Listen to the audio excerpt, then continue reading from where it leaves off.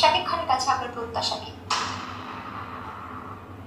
প্রথমেই বলব যে আমার এই নায়িকা হওয়ার পেছনে যে মানুষটির অবদান সেটা উনি এবং আমার সাকসেসের পেছনে যে মানুষটার টোটাল পরিশ্রম, একটা সময় তো তাকে অনেকে কথাও শুনতে হয়েছে যে তাকেই নিয়ে কাজ করতে হবে।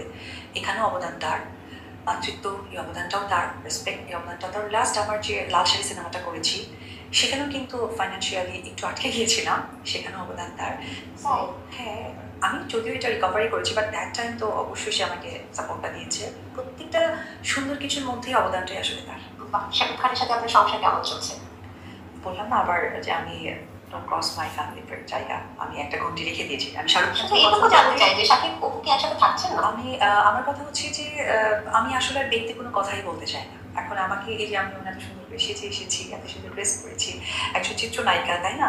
তো এটা যেমন দেখতে স্ক্রিনে খুব ভালো লাগছে, তেমন আমার মনে হয় যে আমার প্রফেশনটাই দর্শকদের কাছে গেলে আমার মনে হয় ভালো লাগাটা দ্বিগুণ হবে।